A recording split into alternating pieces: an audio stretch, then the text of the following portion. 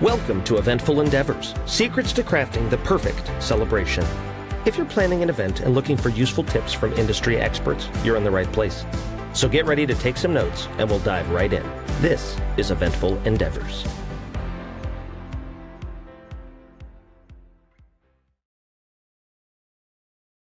All right. Welcome, Nora. We are so excited to have you on Eventful Endeavors and on Valentine's Day, too. Happy Valentine's Day. Valentine's Day, Tina. I'm so Too happy perfect. to be here discussing all things love today. Heck yeah, I love it. All right, so we've got Nora Culley on here. She is the owner of the award-winning planning firms Engage with Nora and Engaged and Co. out of Valley View, Ohio, right?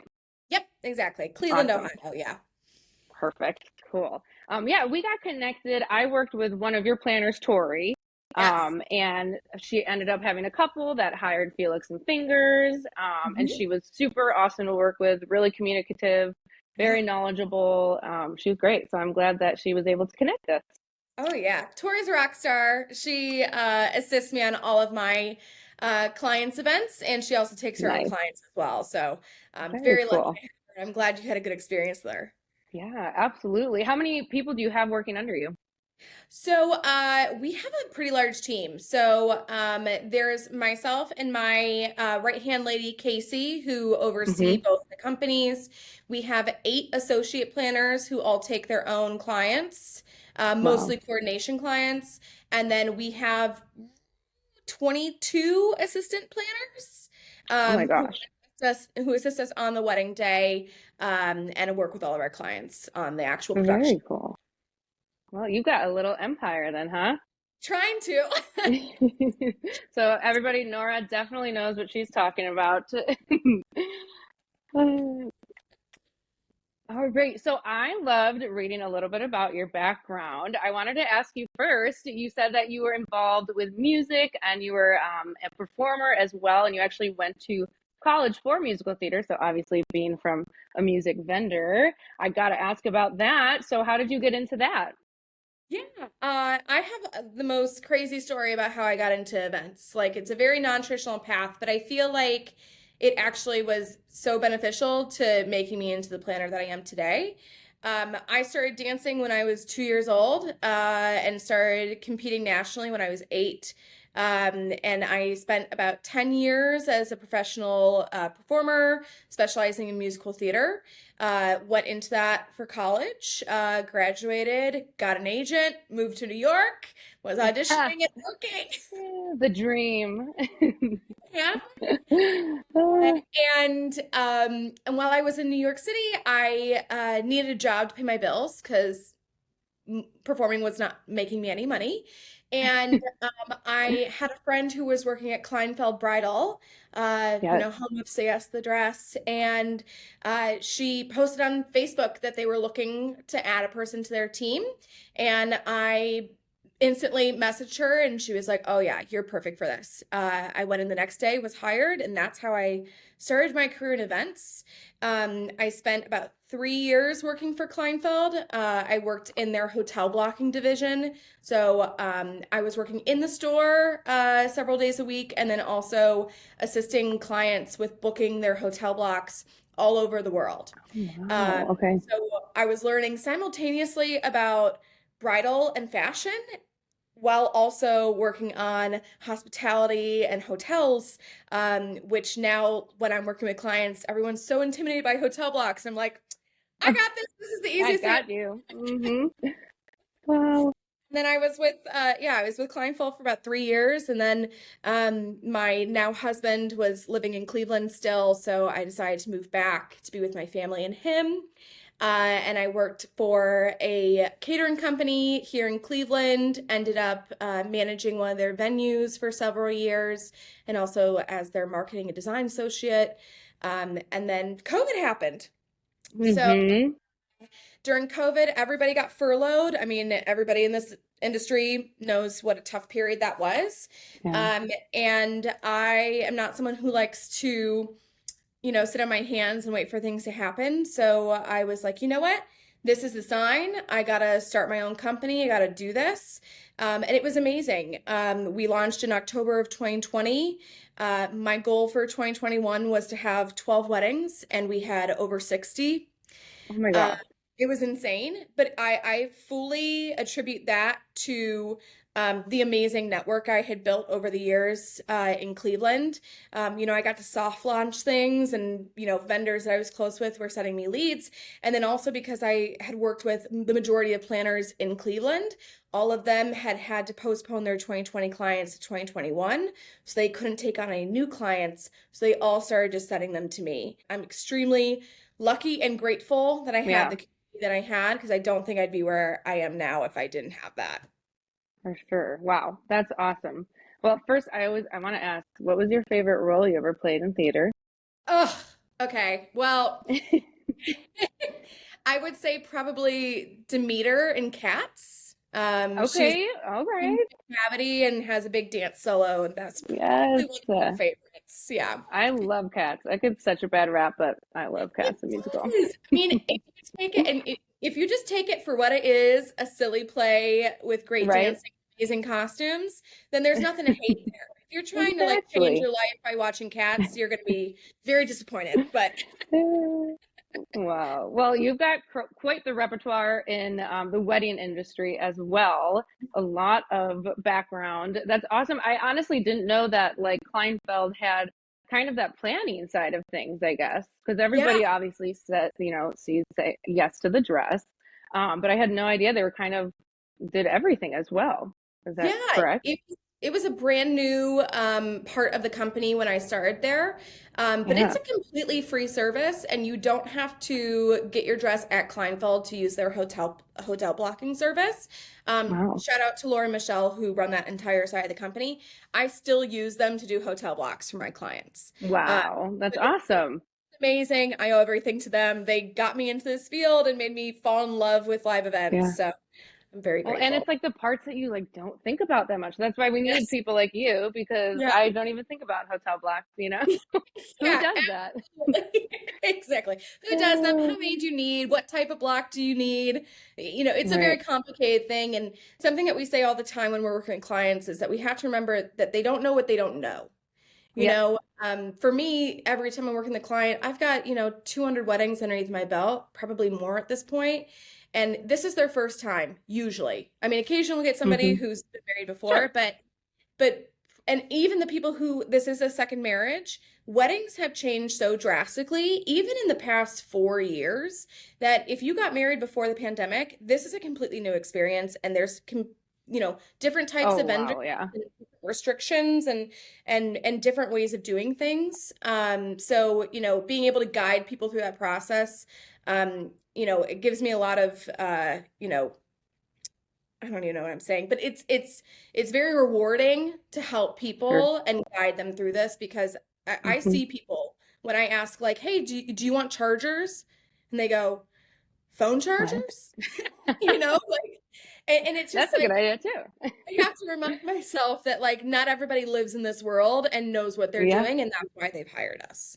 Yep. And then just breaking it down, making it easier, taking things off of their plate, right? That's kind of what we Yeah. say as well over here, just with being a music vendor. Yeah. So I guess kind of going off of what you were just saying then is um, specific things about weddings. So I feel like everyone's kind of trying to stand out right now, especially with social media, posting, everything on social media. So what are the current trends that you're seeing in the industry right now? Kind of putting their personal stamp on things. Well, I specialize in pretty non-traditional weddings, so I'm always looking for something that's going to basically put our stamp on it and make it stand out from typical weddings. We always say like, if you want a pretty princess wedding, I'm not the girl for you. There are plenty of planners that I can recommend that would do an incredible job, but Yep. we're not a match. So Honesty some is the best policy. Exactly. I would be doing a disservice if I tried to plan you like a Right? pink fairy tale wedding. It's not, I'm not going to be doing my best No. work. And I'm gonna constantly be like, can we add black in? Can we do this? Like, very much knowing our brand, but some trends that we're seeing a lot of, I mean, color is going to be huge in 2024 and beyond. Even, clients that I thought of, would originally wanted like a clean black and white wedding. They're like, let's add a little orange in. And I'm like, Okay. let's do it. Let's do it. Mm, So I think color is gonna be big. I'm particularly seeing a lot of orange and a lot of okay. chartreuse coming Sure. in. I'm obsessed with right now. Yes.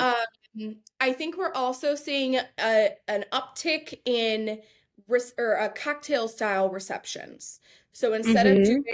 seated dinners, we're seeing a lot of people wanting more of like a cocktail style event where it's a lot of Yeah. heavy hors d'oeuvres and entertainment still, and you still get the dancing aspect, but you don't feel like it's a traditional wedding. Right. And No we're assigned seeing seats, right? recline seats. Yeah, you Yeah. just, a lot of lounge furnitures and small vignettes, but not, huge tablescapes. And Mm-hmm. that's a really, really cool thing that we're seeing. We're also seeing a lot of people opt to do restaurant buyouts rather than booking Mm, with traditional wedding venues. sure. Um, and then after parties are really huge right now. I think that's Uh-huh. kind of coinciding with the change up of the traditional reception. Um, like the wedding that you and Tori are working on, we're actually Yeah. doing that for 2 days. Oh, So wow. yeah, Love that. A on whole weekend. a whole weekend. On Friday, we're doing like a very small, intimate ceremony for them, followed by a welcome party for their entire guest count. And then on Saturday, we're just doing a dinner with some music and entertainment. And then Yeah. we're buying out a pizza joint to do a big after party DJ, crazy I love debauchery that. after. That's the So way we're to do it. I mean, there's so much invested in this one day that why not do multiple days and have everybody can have a good time for the whole weekend, right?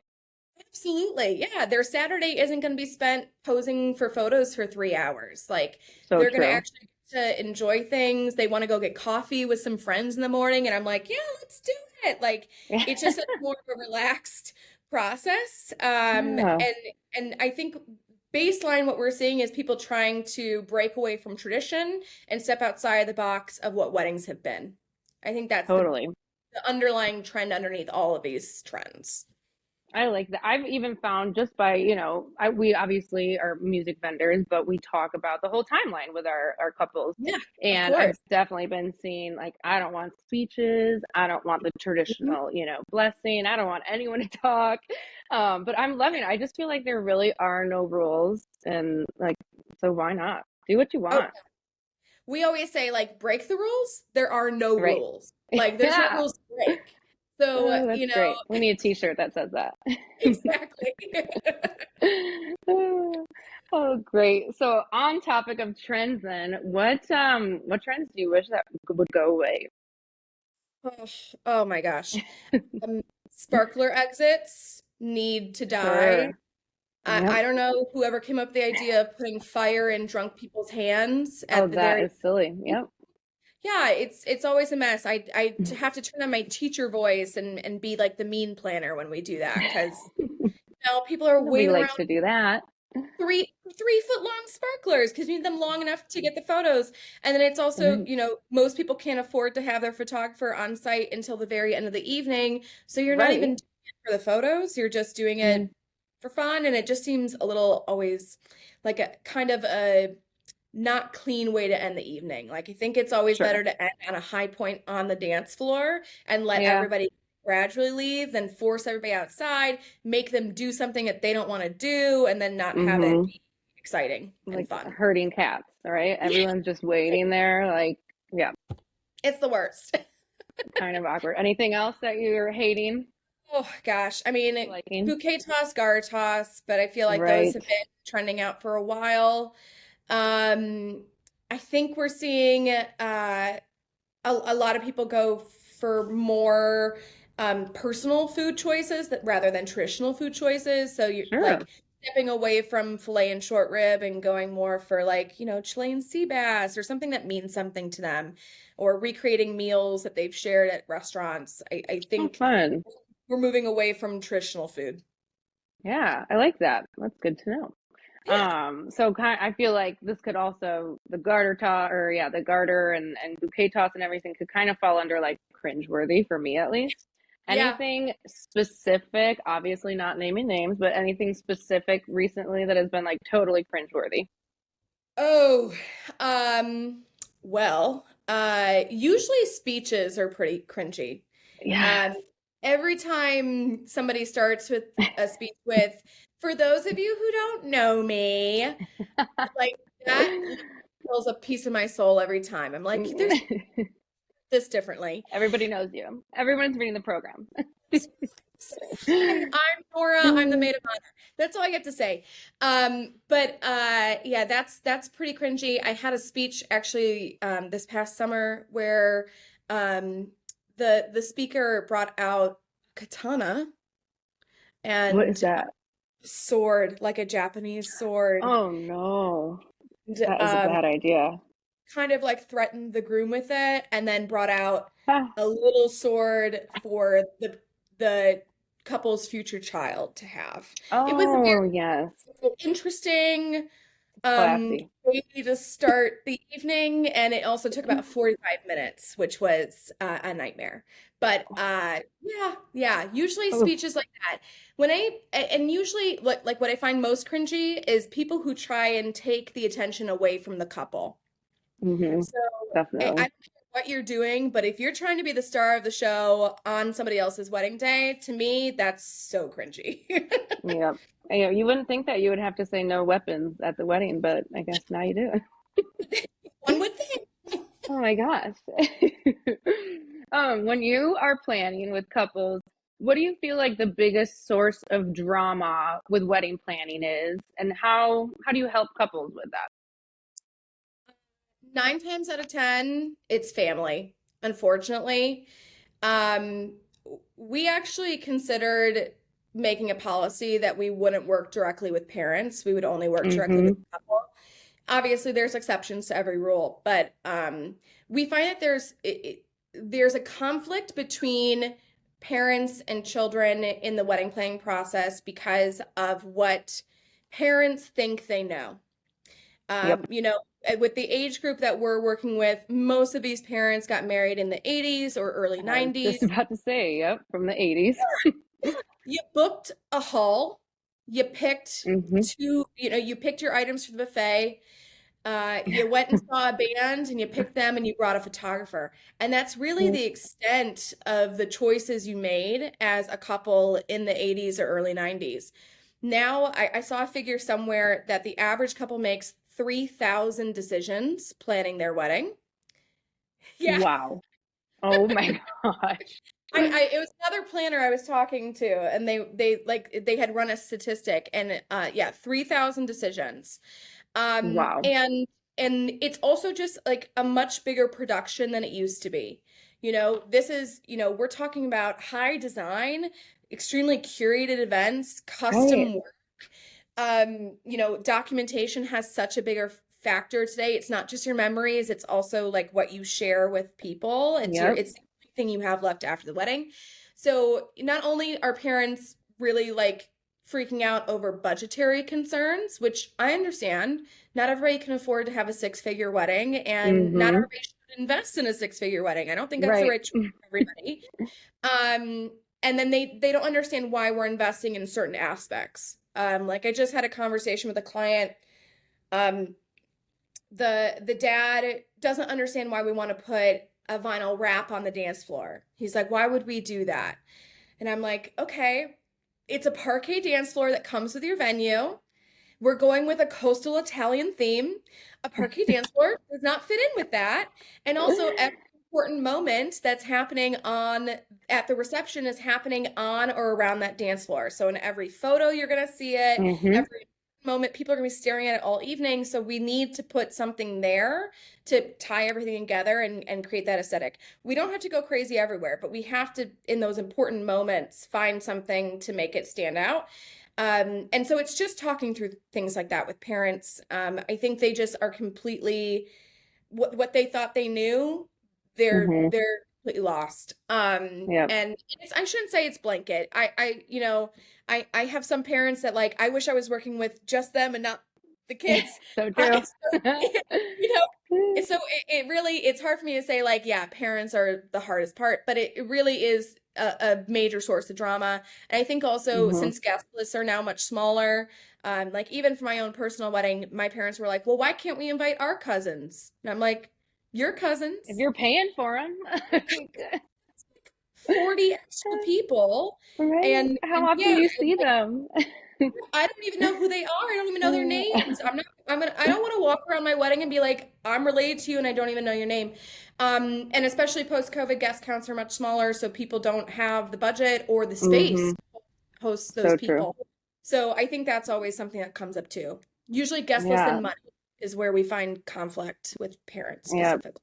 I feel like they can add so much pressure onto the couple too, which is like just unnecessary. They already have enough pressure.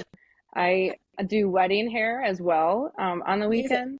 And yeah, it's rarely, they always are like, people ask, they're like, what's your worst bridezilla? I'm like, honestly, I don't really Not, have bridezilla. It's either the mom or the aunt, to be honest. yeah. So Yeah. I know it's a bummer sometimes, but yeah, I feel like they are kind of stuck in their ways and they're not open-minded to these new Like, ideas.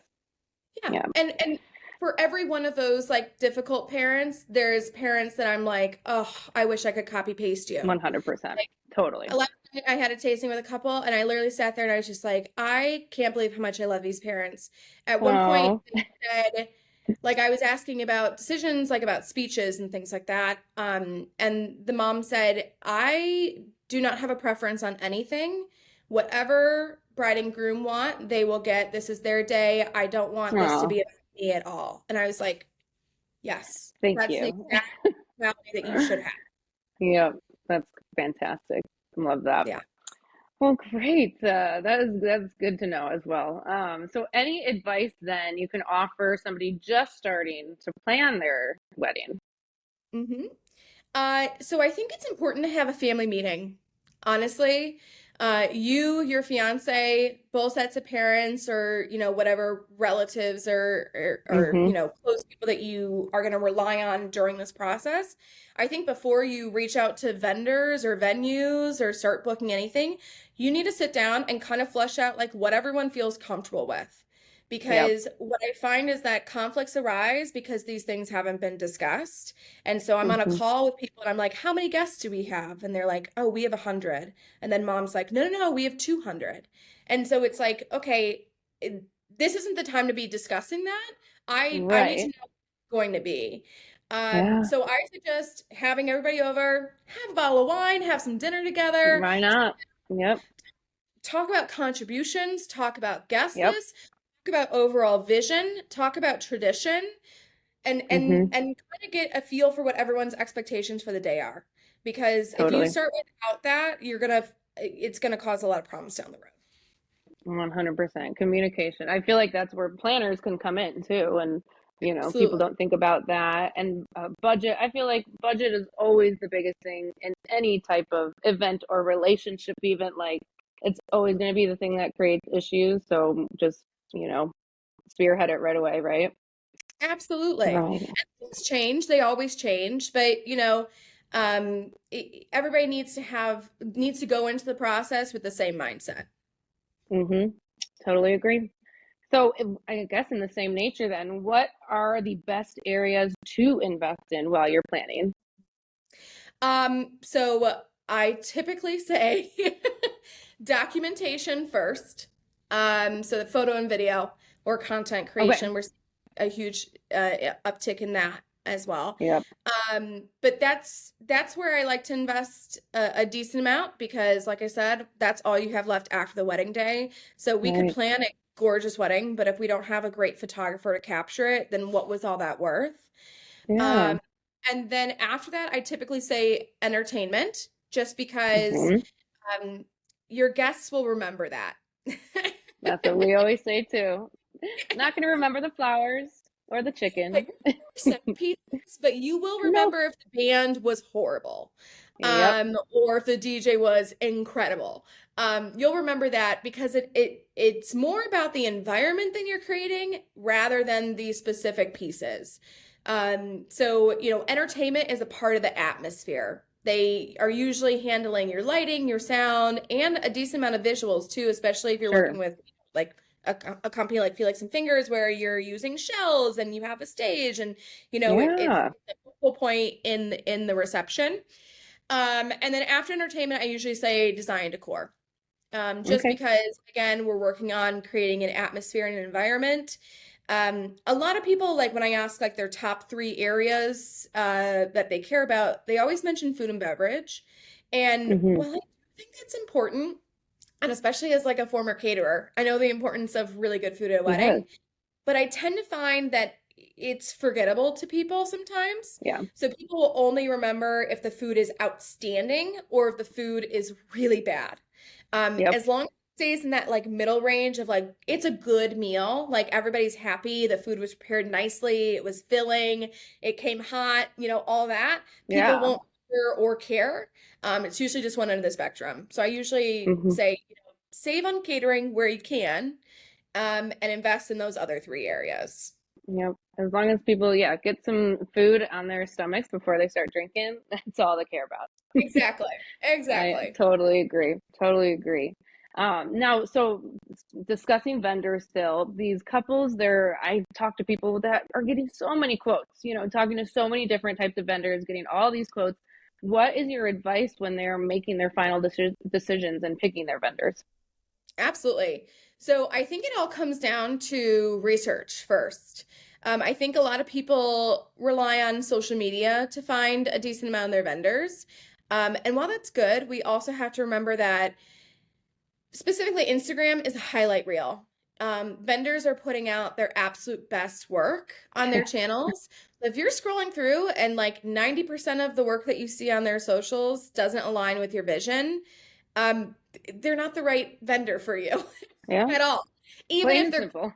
yeah, it's simple, right? So I always say, like, start with that research first. Find people who you align with aesthetically and align with your vision for the day.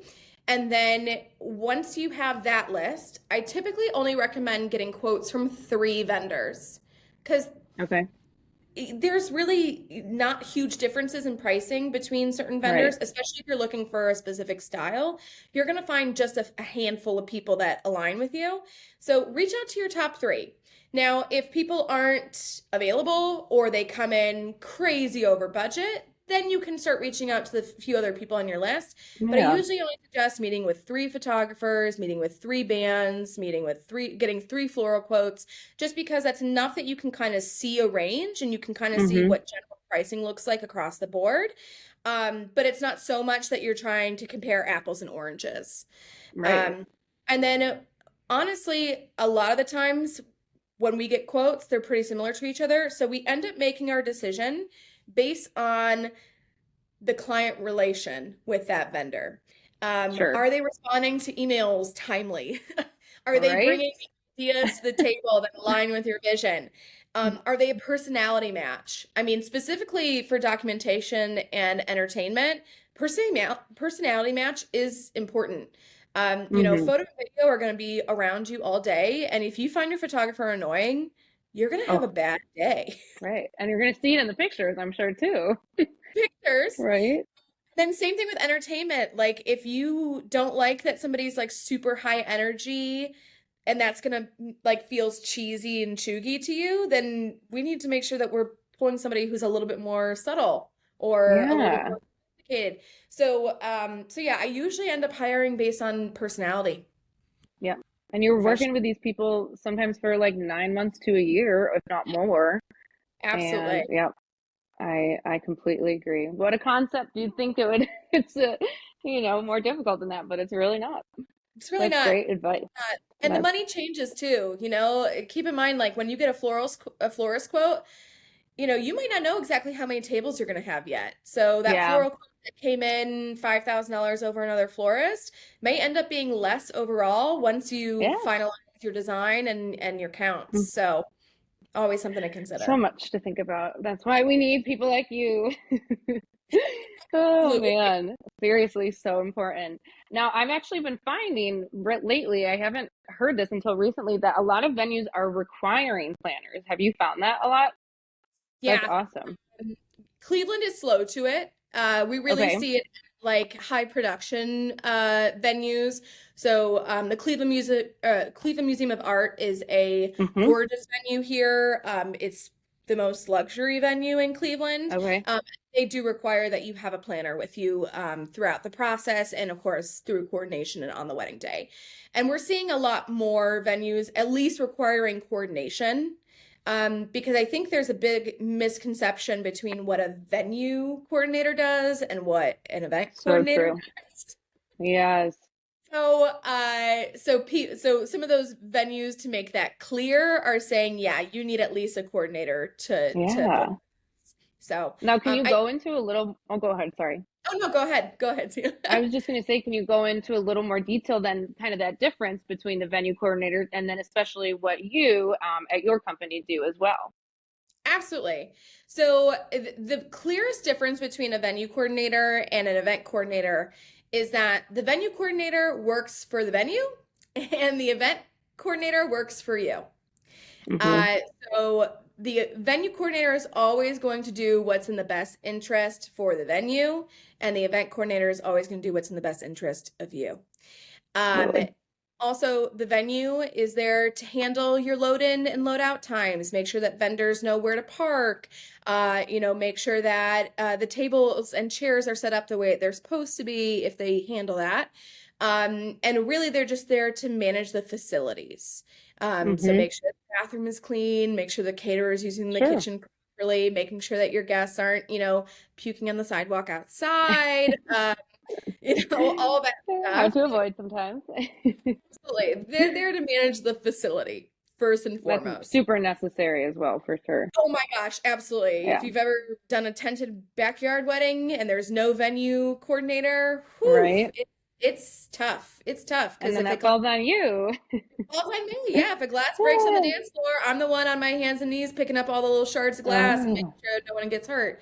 So yep. a venue coordinator is extremely important, but they are not your event coordinator.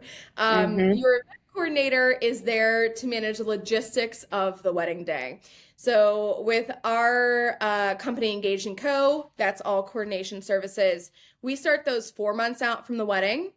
Okay. And that is when we start working on your detailing and timeline.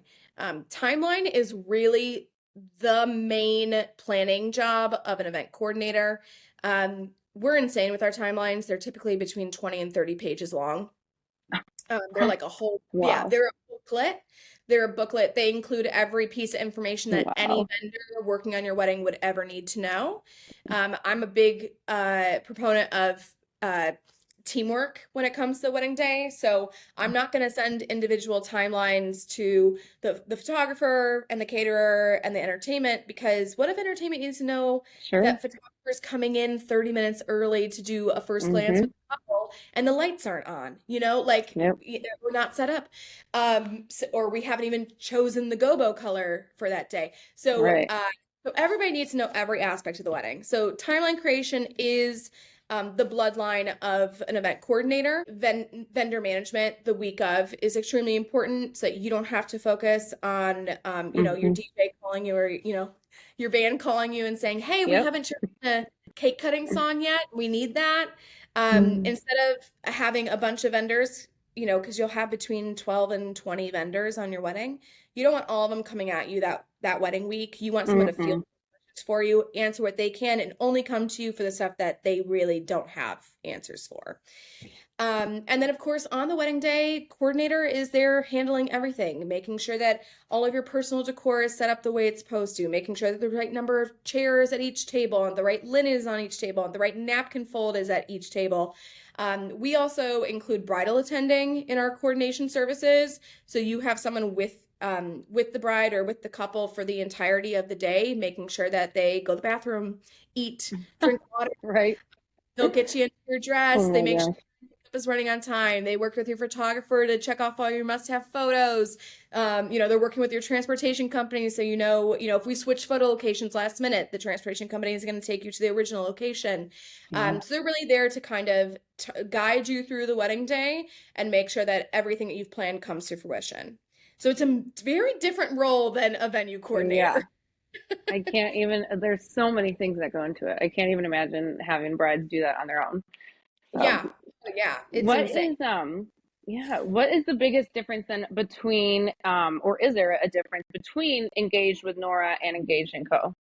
Yeah. So, Engaged Nora is our first baby. So that's the company I started in 2020. And those clients all work with me directly. So those are Okay. for full service planning clients with a design focus and typically more of a luxury budget. So Okay. we are handling all vendor communication and selection. We do your full design, we manage your budget, your guest list, help you with invitations, do your floor plan and timeline and all that. So it's really, really full service on that side. And then Engage & Co. Actually launched last year. Last year, yeah. So this was our Awesome. 2023 was our first full season with Oh, Engage & Co. congrats. Thanks. And I started that company because originally we were housing coordination under Engage Nora, but I don't work with coordination clients. So it was a little confusing. Sure. People, they'd be like, oh, we hired Engage Nora, but Casey's our planner or Tori's our planner. So it was just Sure. a little confusing. So Engage & Co is our associate planning team. They specialize in coordination services. And then we also do add on, we have the option to add on a design service, but you wouldn't be working with me, you'd be working with our associates. So is Awesome. that Okay, clear? that is great to know. Yep, for future clients for sure. Absolutely. Um, Now tell us something that makes each company unique, stand Oh, out yeah. from the rest. So Engage Nora, we have a very distinct style. If you look at our Instagram and our portfolio, it's pretty clear. I always say I like to design for rock stars. If you Nice. want something edgy and cool and non-traditional and different, then Engage Nora is for you. We always classify those weddings as chic and unique. Mm-hmm. So very much a very specific type of wedding that we do on that side. And then Engage & Co. I think what makes us different from other coordinators and planners on that side is our attention to detail and our documentation style. Like I said, Mm-hmm. our timelines are extremely long and detailed. I'm a believer, and if it's not written down, it doesn't exist, and no one's going to remember it. Yes. Yep. So I think our detail when we work with our clients is unmatched. Yep. And I think so, the fact that we start working 4 months out is different than other companies. A lot of Mm-hmm. times people or you see coordinators billed as day of coordinators. That doesn't exist. That's not a real Right. service that anybody You're not going to offers. know anything. You're not going to know anything. What is somebody who shows up on your wedding day and hasn't met with you and hasn't been involved in Right. the planning They're just process? a guest. For you. They're going to put out your card box and then some signage, but they're Right. not going to And get manage a the free event. meal. Yeah, yeah. Like you might as well have, a friend come and do that for you. Right. So yeah, we're very involved with our coordination clients more so than just that month of or day of. Definitely seems like it. That's great. Now, how far do you travel? Are you just in the Cleveland area or just in Ohio, or how far are you willing to go? Anywhere. We'll go anywhere. 'Cause I'm I in will Illinois. anytime. Yeah, I think that's definitely something that we're pushing for more as we go into 2024 and Good. 2025. I mean, we've done weddings in Pennsylvania and Indiana. We do some down in Cincinnati, which doesn't seem that far, but is 4 hours away, so it might as well be in a different state. And then in 2025, we are doing a wedding in Greece, which is very exciting. So we're starting that international travel and destination wedding side. Nice. But we'll go anywhere as long as you'll have us. Awesome. Very cool. Love Absolutely. that. Now, do you have just for any like future clients, do you have levels of packages for each company or yeah, Yeah, you can go absolutely. into as much detail as you'd like or whatever. Sure. I'll keep it simple because it can get Yeah. complicated. But Coordination is pretty cut and dry. We have our, baseline coordination package under Engaged & Co. And like I said, you have the option to add on a mood board creation package, which helps you with the design. But that's really there to just kind of set you up. So we usually do that at the beginning of the process. So you have kind of, a roadmap for the rest of the planning process. And you can look back and say, does this fit in with our vision? Something for you to refer to. You're securing vendors and getting quotes. And then on Engaged with Nora, I offer 2 levels of service. There's full planning, which of course is, everything and the kitchen sink. And then partial planning, which I like to kind of refer to as like our consult and coordinate package. So we still help with the design at the beginning and the coordination at the end. But in the middle, our clients still remain the main point of contact with the vendors. And they do work with Tori instead of myself on a partial level. Cool. Yeah, pretty simple. Good to know. All right, great. Anything else that we should know about you or your companies? Nothing. Well, actually, I guess we do have a 3rd company. So yeah, just keep adding them. We just acquired it. It was started by my husband at the same time as Engaged Nora, but we're combining them because it just makes sense. But he runs a company called Mise Studios, which is a production company. So that is all custom built rentals and signage. So when we're working with clients, we often are fabricating custom builds. And so Mise Studios provides that for us. That's awesome. One-stop shop, I'll tell you. Yep. That's awesome. Absolutely. Well, great.